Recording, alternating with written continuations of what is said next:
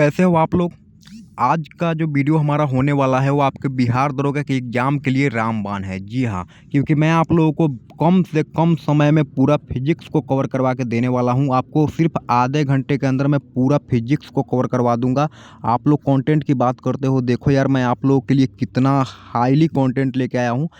आप लोग सोचे नहीं होगा कि मैं 20 से 30 मिनट में आप लोगों को ऐसा कंटेंट दे दूंगा ना कि आपके एग्ज़ाम में जो है ना, बिहार दरोगा के एग्ज़ाम में आपको फाड़ के रख देगा। ठीक है, आप लोग कंटेंट देखो और मैं आपको कम से कम समय में पूरा कवर करवा दूंगा। आपके बिहार दरोगा के एग्ज़ाम के लिए ना ये पूरा रामबाण साबित होगा, क्योंकि मैं खुद फॉलो कर रहा हूँ और मुझे मेरे मार्क्स काफ़ी अच्छे बढ़ रहे हैं, जिसका मैं आप लोगों को वीडियो बना के दे रहा हूँ। ठीक है, तो चलो यार वीडियो को शुरू करते हैं। अगर वीडियो अच्छा लगे तो तभी लाइक आप लोग करना, नहीं लगे तो मत करना, और सब्सक्राइब कर देना अगर वीडियो आप लोगों को अच्छा लगे तो। ठीक है, आप लोगों का केमिस्ट्री और बायोलॉजी का वीडियो पहले ही डाला हुआ है। चलो वीडियो को शुरू करते हैं। आप लोगों को बिल्कुल मैं चैप्टर से चैप्टर लेके चलूँगा। ठीक है, आप लोगों को मात्रक पहले मैं पढ़ा देता हूँ। जो आपका मूल मात्रक है वो 7 मात्रक है। ठीक है, याद रखिएगा, लंबाई का आपका मात्रक एम हो जाएगा, द्रव्यमान का केजी हो जाएगा, समय का आपका सेकेंड हो जाएगा, विद्युत धारा एम्पियर हो जाएगा, ताप का केल्विन हो जाएगा, और ज्योति तीव्रता का हो जाएगा आपका कैंडेला, पदार्थ परिमाण जो हो जाएगा मोल हो जाएगा। ठीक है, चलिए आगे बढ़ते हैं। बात करें भौतिक राशि की तो ये समतल कोण जो हो जाएगा हमारा रेडियन हो जाएगा, और ठोस का हो जाएगा स्टेडियन हो जाएगा। ठीक है, अब बात करें तो ना यहाँ पे व्युत्पन्न राशि की बात करें, व्युत्पन्न मात्रक की, तो इसमें आपके याद रखिएगा बल का हमारा हो जाएगा न्यूटन, आवृत्ति का हो जाएगा, और दाब का पास्कल हो जाएगा, शक्ति का वाट हो जाएगा, कार्य की जूल हो जाएगी, और पृष्ठ तनाव हो जाएगा न्यूटन मीटर हो जाएगा, आपका चाल और वेग दोनों का हो जाएगा मीटर सेकेंड हो जाएगा। चलिए आगे बढ़ते हैं। आपका त्वरण का जो हो जाएगा ना वो हो जाएगा मीटर स्क्वायर हो जाएगा।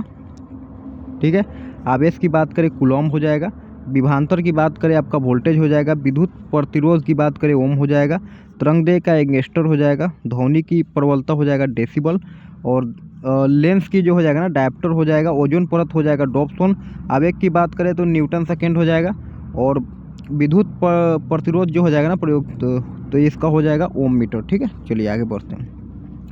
आप लोगों को पता होगा कि दूरी का जो मात्रक होगा हमारा वो प्रकाश वर्ष हो जाएगा। ठीक है, और एक प्रकाश वर्ष में हमारा हो जाता है 9.46 गुने 10⁻15 मीटर, याद रखिएगा। और दूरी का जो सबसे बड़ा मात्रक हो जाएगा ना वो पारसक हो जाएगा, और एक पारसक में जो हमारा होता है ना वो होता है 3.26 प्रकाश वर्ष। ठीक है, और इसका ये भी याद रखिएगा 3.08 गुने 10⁻16। ठीक है, और यहाँ पे नौचालन जो हो जाएगा हमारा वो दूरी की इकाई है, और एक नॉटिकल मील में होता है हमारा 1.852 किमी। ठीक है, चलिए आगे बढ़ते हैं। समुद्र की गहराई मापने के लिए हम लोग फैडम का इस्तेमाल करते हैं, और ये फैडम के याद रखिएगा एक फैडम में कितना होता है, और क्यूसेक जो होता है ना जल की बहाव की माप इकाई होती है। ठीक है, और ये आप लोग बार तो पता होगा आपका दाब पास्कल। चलिए आगे बढ़ते हैं, क्योंकि कम समय में कंटेंट देना है तो मैं जल्दी जल्दी चल रहा हूँ, आप लोग रिवीजन करते चलना। अब हम लोग थोड़ा सा देख लेते हैं मैक संख्या की। उच्च वेग की बात करें, उच्च वेग की इकाई की, तो ये ऊष्मा की इकाई हो जाएगा कैलोरी जूल अर्ग। ठीक है, और एक हॉर्स पावर में जो हो जाएगा ना 746 वाट होती है। ठीक है, और एक न्यूटन में हो जाएगा 10⁻5 डाइन, एक जूल में होगा 10⁻7 अर्ग हो जाएगा, और एक बैरल में होगा 159 लीटर। ठीक है, चलिए बाद बाकी आप लोग इधर देख लेना। एक माइक्रोमीटर में इतना होता है, एक नॉटिकल में आपका जो होगा नॉनमीटर में वो 10⁻⁻9 मीटर हो जाएगा, और एक एंगस्टन में हो जाएगा 10⁻⁻10 मीटर। ठीक है, तो ये देख लेना, एक फर्मी देख लेना आप लोग। चलिए आगे बढ़ते हैं। यहाँ पे देख लेते हैं भौतिक राशि की। दो प्रकार की राशि होती है, आदिश राशि, सादिश राशि। जिसमें आपका परिमाण होगा लेकिन दिशा नहीं होगा वो आपका आदिश हो जाएगा, और जिसमें परिमाण प्लस दिशा दोनों होगा वो आपका सदिश हो जाएगा। ठीक है, चलिए आगे बढ़ते हैं। आप लोग याद रखिएगा आपका आदिश राशि में हो जाएगा चाल, गति, द्रव्यमान, दूरी, विद्युत धारा, तापमान, कार्य, ऊर्जा, शक्ति। ठीक है, अब इधर हम लोग थोड़ा सा देख लेते हैं सदिश राशि को। वेग, भार, विस्थापन, बल, त्वरण, बल आघूर्ण, संवेग, विद्युत क्षेत्र और धारा घनत्व। ठीक है, चलिए आगे बढ़ते हैं। देख लेते हैं द्रव्यमान प्रत्येक स्थान पर अचार होगा, जबकि भार भिन्न भिन्न और स्थान पर भिन्न भिन्न संभव दूरी। ठीक है, इसका हो जाएगा आपका दूरी विस्थापन, ठीक है। गति के साथ दूरी शून्य नहीं लेकिन विस्थापन शून्य हो सकती है, मतलब आपका दूरी शून्य नहीं होगा लेकिन विस्थापन हो जाएगा। तो चलो यार अब हम लोग आगे बढ़ते हैं। ओके, ये देख लीजिए हम लोग प्रयोग किस किस चीज़ के लिए करते हैं। सोनार का प्रयोग किस चीज़ के लिए करते हैं? समुद्र के भीतर जो छिपी हुई वस्तु होती है ना, पनडुब्बी अथवा आइसबर्ग का पता लगाने के लिए करते हैं, ठीक है। फेडोमीटर जो होता है समुद्र की गहराई नापते हैं। एनीमीटर जो होगा हमारा वायु का वेग मापने के लिए होगा। और विंड वेग मेन हो जाएगा आपका पवन की दिशा मापने के लिए। और एमीटर होगा विद्युत धारा के लिए। और गैल्वेनोमीटर हो जाएगा विद्युत धारा का परिमाण एवं दिशा के लिए। और वोल्ट मीटर का हो जाएगा विभवांतर, ठीक है। बैरोमीटर का हो जाएगा वायुमंडलीय दाब का मापने के लिए। आगे बढ़िए। मैनोमीटर का हो जाएगा द्रव गैस का मापन करने के लिए। और स्फिग्नोमीटर हो जाएगा रक्तचाप के लिए। कार्डियोग्राफ हो जाएगा हृदय की गति को रिकॉर्ड करने के लिए, ठीक है। ऑडियोमीटर हो जाएगा ध्वनि की तीव्रता मापने के लिए। स्टेथोस्कोप हो जाएगा धड़कन की गति सुनने के लिए। और हाइड्रोमीटर हो जाएगा ना द्रव जल के घनत्व माप के लिए। हाइग्रोमीटर हो जाएगा हमारा वायु की सापेक्षिक आर्द्रता को मापने के लिए। पैरोमीटर हो जाएगा उच्च ताप की मापने के लिए। और ये याद रखिएगा ये सिर्फ 800 सेल्सियस को मतलब माप सकता है सिर्फ। और ये याद रखिएगा आप लोग। लैक्टोमीटर की बात करें दूध की गुणवत्ता का पता लगाने के लिए और इसका घनत्व के लिए। डायनोमो की बात करें यांत्रिक ऊर्जा को विभवांतर ऊर्जा में बदलने के लिए। विद्युत मोटर याद रखिएगा विद्युत ऊर्जा को यांत्रिक ऊर्जा में। ओडोमीटर की बात करें तो वाहन द्वारा तय की गई दूरी नापने के लिए। और स्पीडोमीटर की बात करें वाहन की गति को करता है, ठीक है। और जायरोस्कोप की बात करें कोणीय वेग का। और फोटोमीटर की बात करें तो दो स्रोतों की परिवर्तन की तुलना के लिए। और लैक्स मीटर की बात करें प्रकाश की तीव्रता मापक यंत्र है, ठीक है। चलिए आगे बढ़ते हैं हम लोग थोड़ा। कैरेटोमीटर की बात करें सोने की शुद्धता मापने के लिए किया जाता है। रडार की बात करें रेडियो तरंग द्वारा वस्तुओं की स्थिति का पता लगाने के लिए। अल्टीमीटर की बात करें ऊंचाई मापक यंत्र है ये, ठीक है। पॉलीग्राफ की बात करें झूठ का पता लगाने के लिए। और सिम्सोग्राफ की बात करें भूकंप मापी यंत्र है। और रिक्टर स्केल की बात करें ना भूकंप का परिमाण के माध्यम से, ठीक है। मर्केली स्केल की बात करें भूकंप की तीव्रता मापने के लिए। तो याद रखिएगा जो जो हाईलाइट किया गया है आपके एग्जाम के लिए काफ़ी महत्वपूर्ण है, ठीक है। चलिए थोड़ा गति पढ़ लेते हैं। तो गति तो आप लोगों को पता ही होगा, देख लीजिए, ठीक है। आप लोग चाल का भी फॉर्मूला देख सकते हो, चाल बराबर दूरी बट्टे समय, ठीक है। वेग का बात करें विस्थापन बटा समय हो जाएगा। वेग में परिवर्तन की दर, ठीक है, त्वरण का होगा हमारा वेग में परिवर्तन की दर, वेग में परिवर्तन और बटे समय हो जाएगा। चलिए समान वेग पर त्वरण हमारा 0 हो जाएगा। समान चाल से चलती हुई किसी वस्तु का वेग भी समान हो ये आवश्यक नहीं होगी।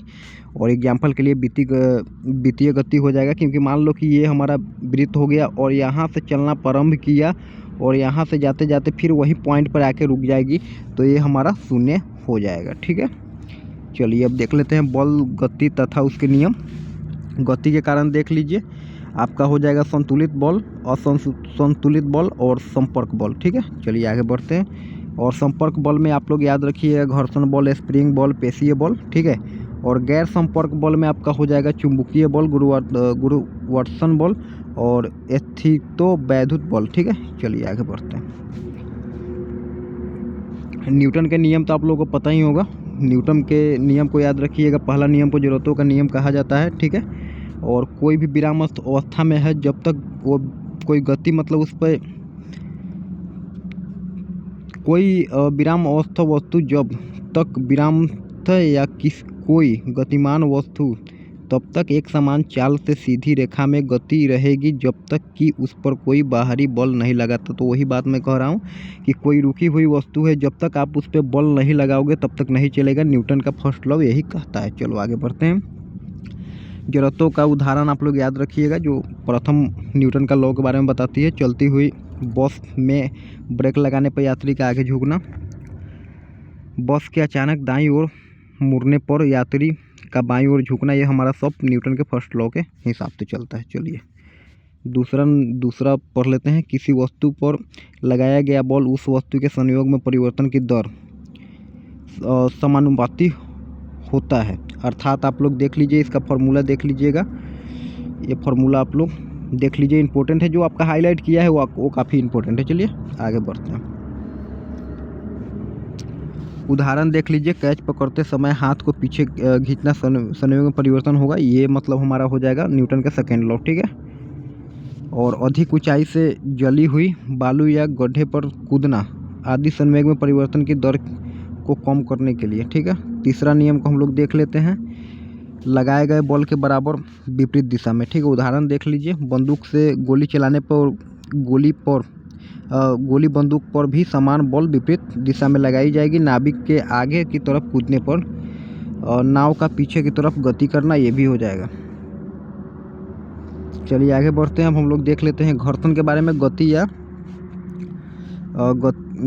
गति की प्रवृत्ति का अवरोधक बल, ठीक है। घर्षण बल को याद रखिएगा। चलिए देख लेते हैं थोड़ा हम लोग।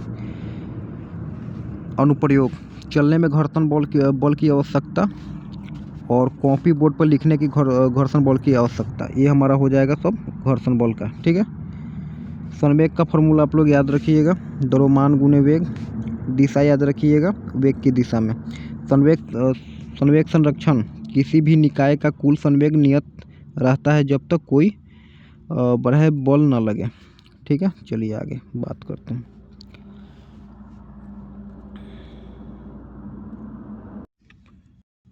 एक कार्य का आप लोग भी देख लीजिएगा, ठीक है। एक कार्य का आप लोग देख लीजिए, ठीक है। चलिए,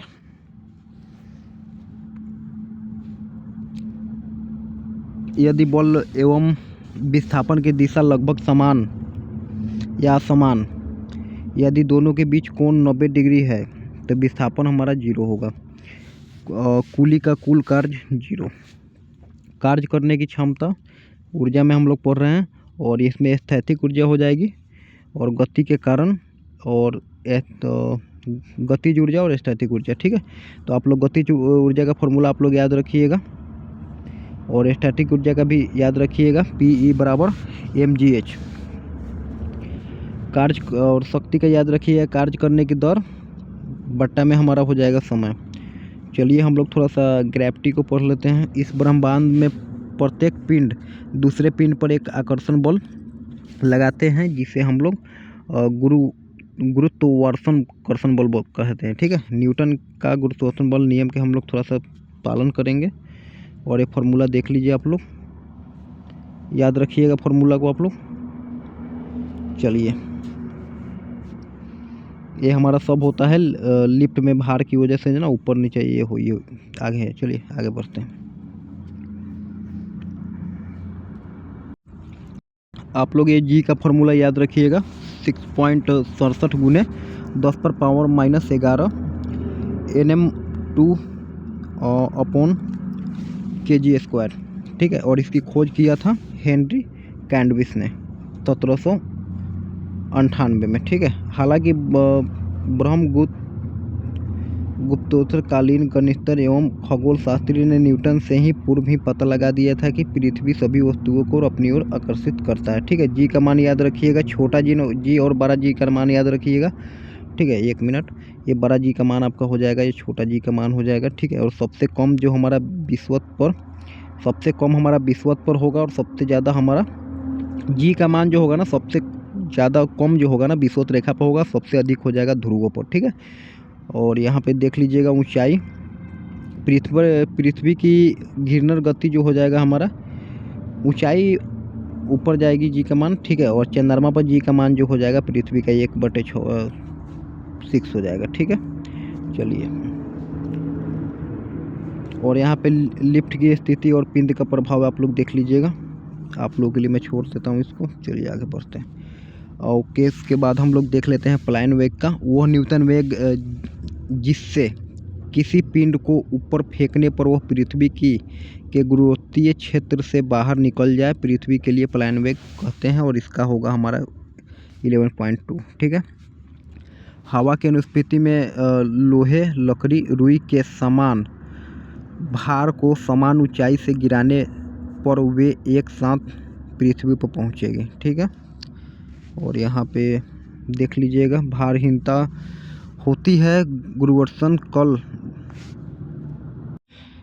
चलिए, भारहीनता होती है गुरुत्वाकर्षण की शून्य स्थिति में वॉशिंग मशीन का कार्य सिद्धांत जो होगा हमारा आपको अपकेंद्रीय बल हो जाएगा, और मसने के पश्चात क्रीम का दूध से पृथक हो जाना वो हमारा अपकेंद्रीय बल हो जाएगा। ठीक है। एक संवेदनशील तराजू पर खड़े व्यक्ति द्वारा सांस अंदर लेने पर तराजू की रीडिंग बढ़ेगी, याद रखिएगा। चलिए, अब हम लोग थोड़ा सा लोलक को देख लेते हैं। सरल लोलक आवर्तकाल याद रखिएगा आपका ये हो जाएगा 2 पाई। ठीक है। उसके बाद निर्भर जो होगा लंबाई और जी पर निर्भर करेगी। सेकेंड लोलक का आवर्तकाल जो हो जाएगा 2 सेकेंड का हो जाएगा, और अनंत लंबाई के सरल लोलक का आवर्तकाल अनंत नहीं है। इसका आप लोगों को हाईलाइट किया है 84.6 मीटर। ठीक है। एक लकड़ी झूले पर बैठी स्थिति में झूल रही है। एक लड़की मतलब कि झूले पर बैठ रही है। लड़की के खड़ा हो जाने पर आवर्तकाल क्या होगा, वो कम हो जाएगी। ठीक है। और लोलक घड़ियाँ गर्मियों में सुस्त हो जाती है लंबाई बढ़ने के कारण। ठीक है। तो ये आपके एग्जाम में पूछा जा सकता क्वेश्चन है, इसको आप लोग हाईलाइट किया है नोट्स में, तो पढ़ लीजिएगा। ठीक है। चलिए, स्थूल पदार्थों के गुण को हम लोग देख लेते हैं। सामान्यतः द्रव की अवस्था 3 होगी, ठोस, द्रव, गैस। ये हमने तो पहले ही पढ़ा दिया है ना आपका, ये जाइएगा आप लोग फिर केमिस्ट्री में देखिएगा, आपको मिल जाएगा। ठीक है। ये इसको देख लेते हैं। प्रारंभिक आकार एवं आकृति पाने का गुण जो होगा ना पूर्ण पर्याप्त हो जाएगा। प्रारंभिक अवस्था पुनः प्राप्त जो होगा रबर ये हो जाएगा, स्प्रिंग हो जाएगा। और पूर्ण प्लास्टिक जो हो जाएगा ना प्रारंभिक अवस्था प्राप्त नहीं, इसका मोम हो जाएगा, लोहा हो जाएगा। चलिए आगे बढ़ते हैं। संयाता को देख लेते हैं। द्रवों के बीच घर्षण। ठीक है। तो यहाँ पे ठोस में नहीं, ताप में ऊपर जाएगी, गैसों में ऊपर जाएगी, और ताप में आपका ऊपर जाएगा, द्रव में माइनस होगी। ठीक है। अधिकतम वेग। और बात करें तो तल में आपका शून्य होगा। द्रव जितना गाढ़ा उतना अधिक श्यान होगा, मतलब द्रव जितना गाढ़ा होगा उतना ये अधिक श्यान होगा। अब मान लीजिए कि ग्लिसरीन है, शहद है, खून है और जल है, वायु है, तो ये मतलब कि जितना आपका मतलब कि द्रव गाढ़ा होगा उतना ये ऊपर जाएगी। पृष्ठ तनाव की बात करें, द्रव की प्रकृति जिसके कारण इसका स्वतंत्र पृष्ठ न्यूनतम क्षेत्रफल घेरने की प्रवृत्ति रखता है। ठीक है। यदि भार नियंत्रण हो तो आकृति जो होगा ना पुनः गोलाकार होगी, और इसको याद रखिएगा। वर्षा की बूंद, साबुन का बुलबुला, ये हमारा पृष्ठ तनाव हो गया। संयोजक बल को हम लोग देख लेते हैं। एक पदार्थ के अणुओं के बीच लगाने वाला आकर्षण बल। एग्जाम्पल के लिए याद रखिएगा, पारा के अणुओं के बीच संयोजक बल। और अधिक की बात करें, जिस कारण से वो बर्तन की दीवार गीला नहीं करते। पृष्ठ तनाव का कारण संयोजक बल का होना है, मतलब इसका कारण आप लोग देख लीजिएगा। असंयोजक बल जो हो जाएगा भिन्न भिन्न पदार्थों के अणुओं के बीच लगने वाला आकर्षण बल है। और एग्जाम्पल में याद रखिएगा, पानी का कांच पर चिपकना। ठीक है। तेल तथा जल के बीच असंयोजक बल जल के संयोजक बल से कम है। ठीक है। चलिए, केशिस्तव देख लेते हैं। जल का पौधे के तने में केसालियों के द्वारा चढ़कर टहनियों पर पहुंचना। लालटेन आप लोग बत्ती से जलाओगे ना, तो उसमें मतलब कि आपका मिट्टी का तेल होगा, ऊपर जाएगा, ये वही हो जाएगा केशिस्तव। चलिए, इसका 2-3 एग्जाम्पल याद रखिएगा। उत्प्लावन बल की बात करें, किसी ठोस वस्तु को द्रव में डुबाए जाने से उसे ऊपर की ओर लगने वाला बल होगा, और जिसके कारण वस्तु के भार में आभासी कमी का अनुभव होता है। सर्वप्रथम आर्किमिडीज ने इसका दिया था। और आर्किमिडीज का आप लोग सिद्धांत को देख लीजिएगा। किसी वस्तु को द्रव में डुबाए जाने पर उसके भार में होने वाले आभासी कमी या वस्तु द्वारा हटाए गए द्रव के भार के बराबर होती है। ठीक है। अब हम लोग थोड़ा नोट्स देते हैं, देख लेते हैं। जिसका घनत्व कम होगा वो तैरेगा, याद रखिएगा। जिसका अधिक होगा ना वो क्या होगा, डूबेगा। ठीक है। और बात करें जो ठीक है, कम घनत्व वाले द्रव में ठोस का अधिक भाग डूबेगा। ठीक है। उदाहरण के लिए, जब कोई जहाज नदी से सागर में घुसता है तो वह कुछ ऊपर उठ जाता है। ठीक है। समुद्र में नदी की अपेक्षा तैरना आसान है। ठीक है। क्योंकि वहाँ पे घनत्व ज़्यादा है। द्रव को गर्म करने पर उसके आयतन में वृद्धि परंतु घनत्व में कमी हो जाती है। ठीक है। लेकिन 0 सेल्सियस से 4 डिग्री तक ठीक इसके उल्टा। ठीक है। आपके एग्ज़ाम में ये महत्वपूर्ण है और उम्मीद है कि ये नहीं हो पाएगा आधे घंटे में, कोशिश कर रहा हूँ। नोट्स में देख लेते हैं। पानी का अधिकतम जो होगा 4 घनत्व होगा 4 डिग्री पे होगा और सर्दी में जलाशय की ऊपरी परत 0 डिग्री पर बर्फ़ बन जाती है, परंतु नीचे का जल 4 डिग्री पर द्रव अवस्था में ही रहती है। किसी बुलबुले के अंदर का दाब हमेशा बाहर के वायुमंडलीय दाब से अधिक होगा। बुलबुले का कार्य आप लोग याद रखिएगा, ठीक है। बुलबुले से अवस्थित करने पर वो फैलेगा, ठीक है। पृष्ठ तनाव जितना होगा वह उतनी ऊंचाई तक चढ़ेगा। हवाई जहाज़ से यात्रा करते समय पेन से स्याही निकलते हैं वायु दाब के कारण, क्योंकि वहाँ पे वायु दाब कम है। गति तरंग को देख लेते हैं। 2 प्रकार के तरंग है, यांत्रिक तरंग, विद्युत तरंग, विद्युत चुंबकीय तरंग, ठीक है। यांत्रिक तरंग में याद रखिएगा अनुप्रस्थ तरंग, अनुदैर्ध्य तरंग हो जाएगा, और ये हो जाएगा हमारा प्रकाश तरंग अनुप्रस्थ हो जाएगा, अनुदैर्ध्य हो जाएगा ध्वनि तरंग, ठीक है। चलिए अनुप्रस्थ में देख लेते हैं। गैसों में नहीं होगा, द्रवों में केवल उनके तल पर, भीतर नहीं, ठीक है। और तरंग की दिशा में लंबवत जो हो जाएगा हमारा लंबवत कंपन, ठीक है। और यह विद्युत तो चुंबकीय तरंग भी हो सकते हैं, ठीक है। अनुप्रस्थ याद रखिएगा। चलिए आगे बढ़ते हैं और यहाँ पर अनुदैर्ध्य तरंग को देख लेते हैं। तरंग की दिशा के समांतर कंपन, और इसमें जो हो जाएगा ये ठोस, द्रव, गैस तीनों माध्यम से संभव है। विद्युत चुंबकीय तरंग की बात करें, माध्यम की आवश्यकता नहीं है इसमें, और इसका चाल याद रखिएगा 3 × 10⁸ मीटर सेकेंड। और उदाहरण में एक्स किरणें, गामा किरणें, रेडियो किरणें, पराबैंगनी किरणें। नोट याद रखिएगा। क्रिस्टल की संरचना जो है ना, 8 रोगों के निदान सीटी स्कैन के प्रयोग में एक्स किरण का उपयोग हम लोग करते हैं। ध्वनि को पढ़ लेते हैं।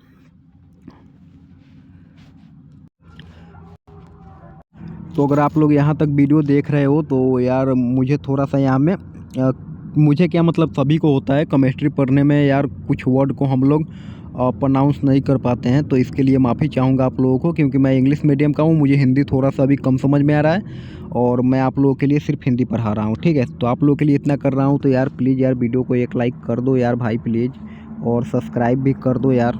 आप लोगों के लिए मेहनत कर रहा हूँ और मैं आप लोगों को हर एक सब्जेक्ट का मैराथन दे दूँगा कम समय में, ठीक है। चलिए ध्वनि की बात करें तो ये संचारण के लिए माध्यम आवश्यक माध्यम, तो यहाँ पे देख लेते हैं पहले। माध्यम के कोनों में विक्षोभ का संचारण, ठीक है। ये हमारा अनुदैर्ध्य तरंग हो जाएगा ध्वनि। आगे बढ़ते हैं और हम लोग थोड़ा सा देख लेते हैं ध्वनि की चाल को यहाँ पे। हाँ यहीं से 1 मिनट पहले देख लेते हैं। हाँ यहीं से ध्वनि की चाल को हम लोग देख लेते हैं। सबसे ज़्यादा हमारा ठोस में होगा और उसमें ये स्टील में आपका सबसे ज़्यादा हो जाएगा, ठीक है। तापमान आपका बढ़ेगा, चाल बढ़ेगा, आर्द्रता बढ़ेगा, घनत्व घटेगा, चाल बढ़ेगा, ठीक है। ये निर्भर नहीं करेगी आवृत्ति पर, ठीक है, और दाब पर।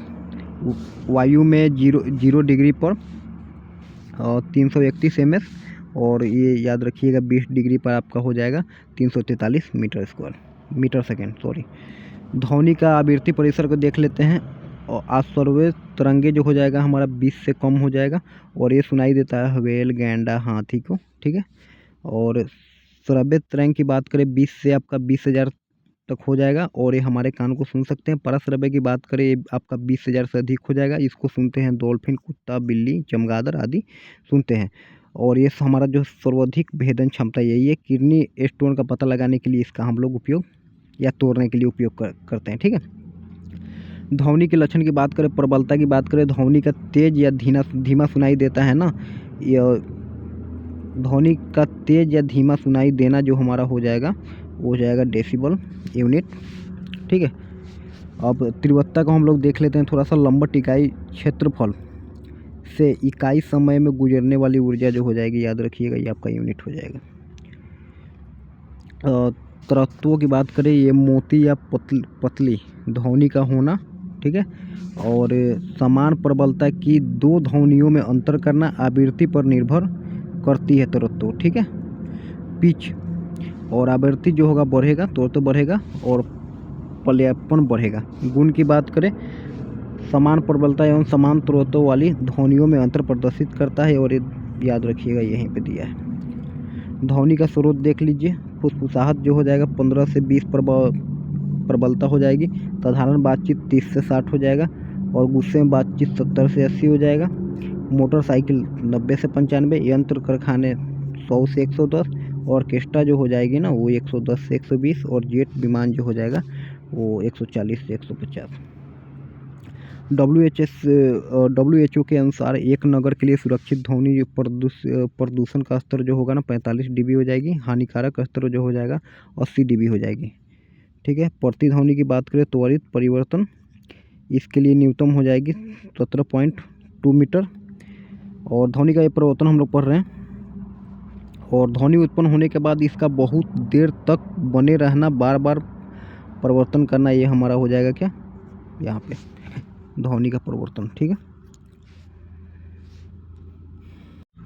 आखिरकार हम लोग प्रकाश तक पहुँच गए। विद्युत चुंबकीय तरंगों के रूप में संचारित सीधी रेखा से संचारण करता हुआ प्रकाश तरंग निर्वात से होकर गुजर सकती है, लेकिन ध्वनि तरंग जो है नहीं गुजर सकती। तो यहाँ पे प्रकृति को देख लीजिए, दैव प्रकृति में आपका हो जाएगा कण तरंग। ठीक है, नोट याद रखिएगा, प्रकाश का आधुनिक क्वांटम सिद्धांत के अनुसार न तो कण के समान और न ही तरंग के समान, याद रखिएगा। तरंगदैर्घ्य याद रखिएगा 4000 एंगस्ट्रॉम से 7000 एंगस्ट्रॉम। ठीक है, और 400 nm से लेकर आपको 700 nm तक हो जाएगा। सर्वाधिक जो हो जाएगा हमारा निर्वात में हो जाएगा 3 × 10⁸ m/s। चलिए चाल को देख लेते हैं। अपवर्तांक ये हो जाएगा। और इसका बात करें तो इसका देख लीजिएगा, प्रकाश की चाल निर्वात में और प्रकाश की चाल मध्यम में। ठीक है, निर्वात में हो जाएगा हमारा जल, निर्वात 1 हो जाएगा, जल हमारा 1.33 हो जाएगा, कांच 1.5 पॉइंट हो जाएगा, और हीरा जो हो जाएगा 2.4 हो जाएगा। प्रकाश की चाल जो है सबसे ज़्यादा निर्वात में, जल में, कांच में, हीरा में, याद रखिएगा। देख लेते हैं दर्पण।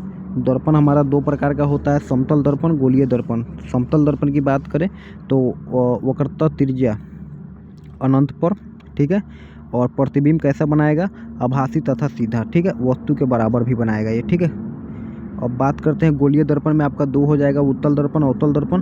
प्रतिबिंब उत्तल दर्पण कैसा बनाएगा आपका, ये हमेशा आभासी बनाएगा, सीधा बनाएगा, छोटा बनाएगा। ठीक है, और अवतल दर्पण की बात करें तो ये अनुप्रयोग है, और इसको उपयोग करते हैं सेविंग में, सोलर कूलर में, टॉर्च में, हेडलाइट्स में, वाहन के हेडलाइट्स में, दांत के चिकित्सक के द्वारा डॉक्टर में, और दांतों के इलाज में किए करते हैं। ठीक है, और इसका अनुप्रयोग देख लेते हैं। ये आपका वाहन में हो जाएगा, स्ट्रीट लाइट्स में हो जाएगा, ATM मशीन में हो जाएगा, सन ग्लासेस में आपका हो जाएगा। ठीक है, यहाँ पे देख लेते हैं थोड़ा सा। किसी व्यक्ति का पूरा प्रतिबिंब देखने के लिए समतल दर्पण की न्यूनतम ऊंचाई होनी चाहिए व्यक्ति की ऊंचाई का आधा। ठीक है, ये आपका समतल दर्पण के लिए, किसी समतल दर्पण के न्यूनतम ऊंचाई देखने के लिए आपका व्यक्ति की ऊंचाई का आधा होना चाहिए। 2 समांतर दर्पणों के बीच रखी गई वस्तुओं के प्रतिबिंब आपका हमेशा अनंत पर बनेगा। ठीक है, चलिए लेंस को थोड़ा हम पढ़ लेते हैं, काफ़ी इम्पोर्टेंट है। लेंस आपका हो जाएगा उत्तल लेंस, अवतल लेंस। ठीक है, आभासी लेंस हो जाएगा उत्तल में, और अपसारी हो जाएगा अवतल में। ठीक है, अनुप्रयोग की बात करें तो आपका उत्तल लेंस का हो जाएगा माइक्रोस्कोप, कैमरा, पढ़ने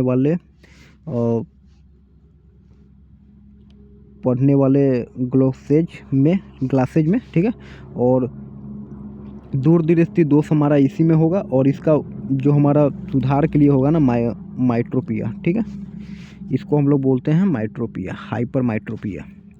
अनुप्रयोग की बात करें अवतल की तो ये हो जाएगा निकट दृष्टि दोष में, और इसको मायोपिया बोलते हैं सुधार हेतु।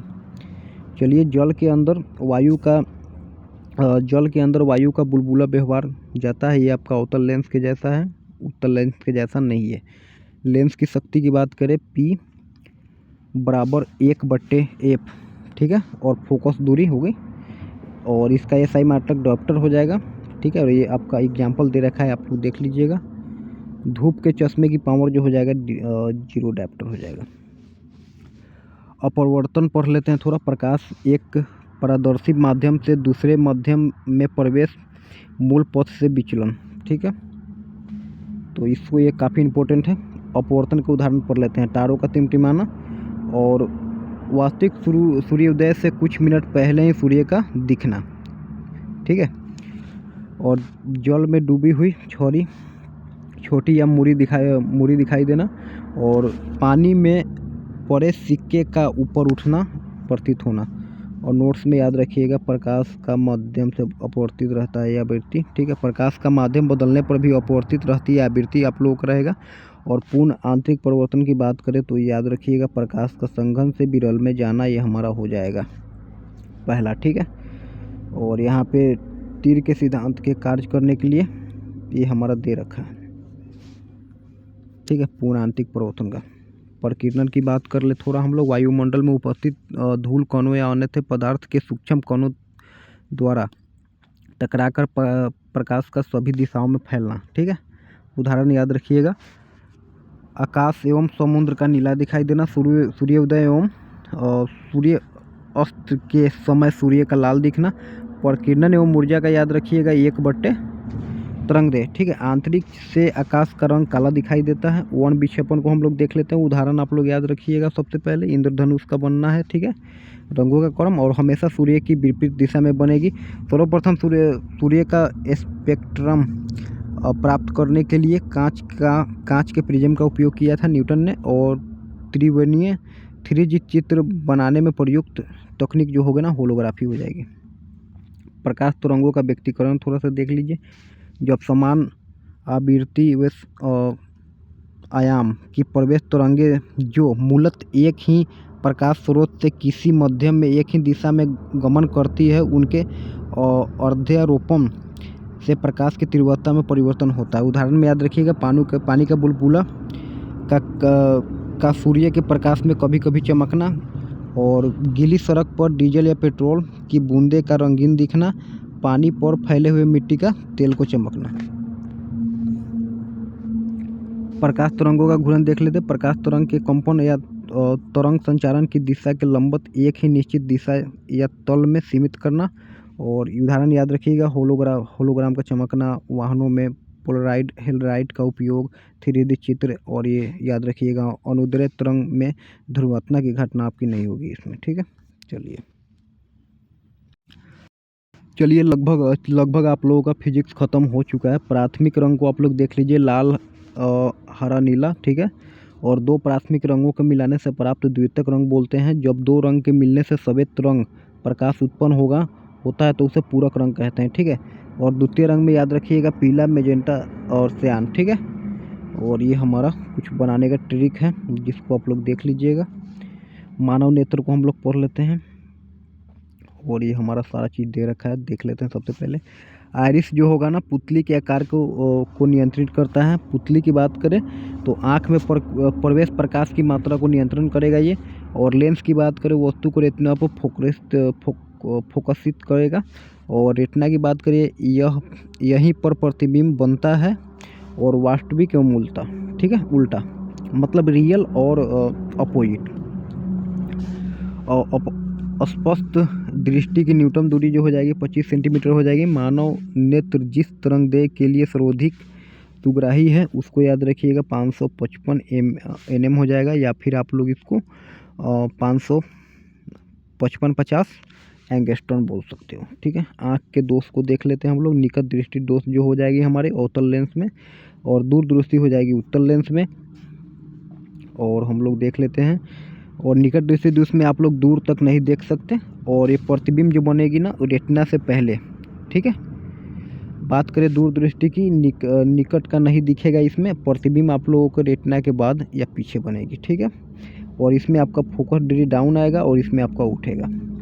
ज़्यादा दृष्टि की बात करें तो ये हो जाएगा आपका उपचार के लिए बायोफोकल लेंस हो जाएगी। और अबिंदुता जो हो जाएगी ना आपका बेलनाकार लेंस हो जाएगी, ठीक है।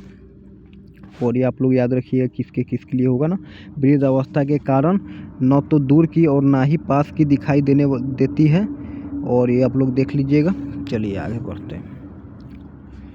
ऊष्मा एवं ऊष्मा के गति की पढ़ लेते हैं थोड़ा सा। तापमापन की बात करें तो सेल्सियस C हो जाएगी, केल्विन K हो जाएगी, फ़ारेनहाइट F हो जाएगी, ठीक है। चलिए नोट याद रखिएगा, जब C बराबर F तब C बराबर 40 डिग्री, ठीक है। अर्थात 40 डिग्री पर C और F समान होगा, ठीक है। ताप के परिवर्तन के प्रभाव को बात करें तो ठोस द्रव गैस, उदाहरण के लिए याद रखिए गलनांक में बर्फ़ का गलनांक आपका 0 डिग्री सेल्सियस, मोम का गलनांक हो जाएगा 63 डिग्री सेल्सियस और लोहे का गलनांक हो जाएगा 1535 सेल्सियस। हिमांक की बात करें तो ड्रॉप से ठोस अवस्था में जो होगा गलन का ठीक उल्टा, ठीक है, और जल का हिमांक होगा 0 डिग्री सेल्सियस।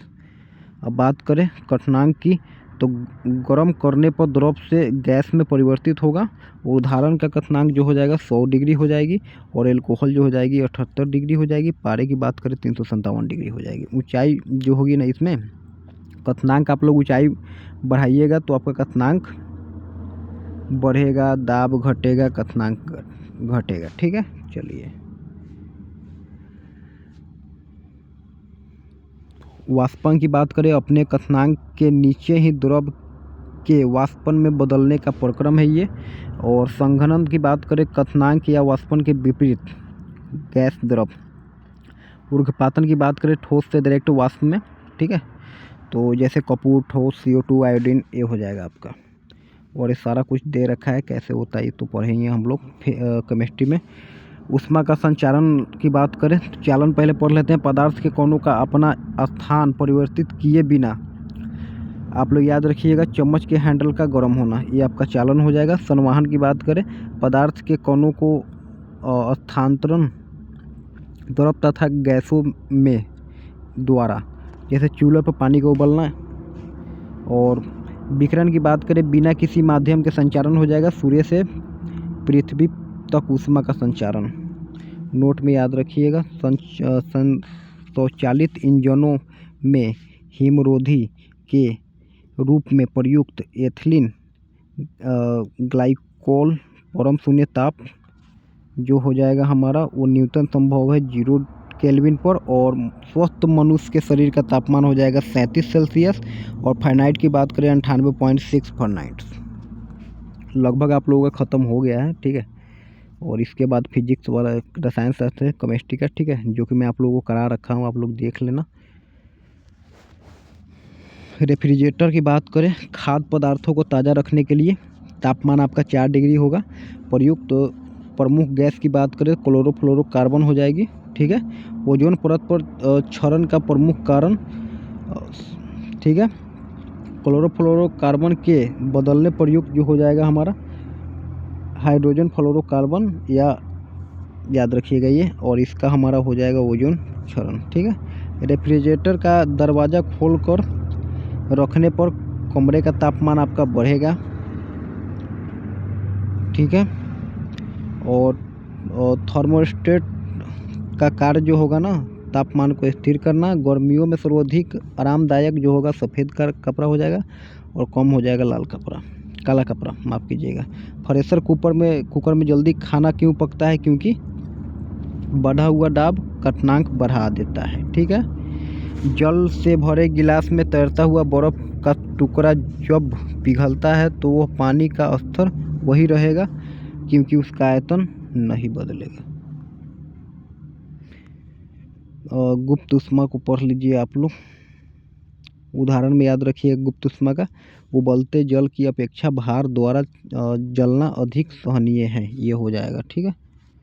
और बात करें वाष्पन के कारण शीतलन की, याद रखिएगा, मिट्टी के बर्तन में जल का ठंडा होना, पसीने का सूखना, ये हो जाएगा वाष्पन के कारण शीतलन, ठीक है। और डेजर्ट कूलर द्वारा शीतलन आदि। वायु की आर्द्रता बढ़ेगी, वाष्पन घटेगी। पंखे द्वारा वाष्पन की दर बढ़ेगी, ठीक है, ये याद रखिएगा। AC कंडीशनर में संपीड़ित गैस प्रयुक्त होती है, जिससे कमरे आदि को ठंडा किया जाता है। अब हम लोग थोड़ा सा इसको देख लेते हैं। इलेक्ट्रिसिटी किसी आवेग का प्रभाव तीव्रता होती है। यूनिट आप लोग याद रखिएगा, विभवांतर जो हो जाएगा ये, 2 बिंदुओं के बीच विभवांतर ये हो जाएगा। और ये हमारे एग्जाम के लिए थोड़ा सा इम्पोर्टेंट नहीं है, ठीक है। चलिए अब आई होप कि हमें यहीं पे छोड़ना पड़ेगा, क्योंकि ये नहीं, इसको देख लेते हैं भाई, विद्युत को देख लेते हैं, इम्पोर्टेंट है। विद्युत को देख लेते हैं हम लोग। चलिए, 1 यूनिट विद्युत जो हो जाएगी 1000 वाट या 1 kV। बल्ब का फिलामेंट टंगस्टन। होलोजन लैंप का फिलामेंट जो होगा टंगस्टन एवं सोडियम की मिश्र धातु। जलते हुए विद्युत बल्ब के तंतु जो होगी फिलामेंट का तापमान जो होगा ना 1500 से 2500 सेल्सियस हो जाएगी। चलिए आगे बढ़ते हैं। फ्यूज का सिद्धांत विद्युत ऊष्मीय का प्रभाव, यही हो जाएगी हमारी, ठीक है। और फ्यूज तार की विशेषता जो होगी वो उच्च प्रतिरोधक शक्ति, निम्न गलनांक, ठीक है। और घरेलू तार का विस्थापन मूलतः हो जाएगा समांतर श्रेणी में। विद्युत बल्ब के अंदर गैस जो होगा आर्गन और नाइट्रोजन हो जाएगी। समांतर ट्यूबलाइट में गैस आर्गन के साथ मरकरी वेपर। और फ्लोरेसेंट जो हो जाएगा ना बल्ब में गैस पारे के साथ आर्गन, जियोन या नियोन। चालकता को थोड़ा सा देख लेते हैं हम लोग। चांदी, तांबा, सोना, एल्युमिनियम, लोहा। आपका सबसे अच्छा जो चालक होगी ना वो चांदी की होगी। ट्रांसफार्मर की बात करें तो ये वोल्टेज को घटाना बढ़ाने का काम करता है। प्रकार जो हो जाएगा उच्चई, और बात करें तो उच्चई में आपका हो जाएगा बढ़ना और अपचई में हो जाएगा घटना। और याद रखिएगा मोबाइल का चार्जर आपका अपचई में हो जाएगा, अपचाई। सरल सूक्ष्मदर्शी जो हो जाएगा हमारा कम फोकस दूरी का एक उत्तल लेंस है। और संयुक्त सूक्ष्मदर्शी जो याद रखिएगा ये अभिदृश्य लेंस और अभिनेत्री लेंस हो जाएगी। दूरदर्शी की बात करें तो अभिदृश्यक लेंस हो जाएगी और अभिनेत्री लेंस हो जाएगी। और औरक विकिरण गर्माहट प्रदान करता है, शरीर को दर्द से राहत दिलाता है। नोट्स में मैंने आप लोगों को दे दिया है।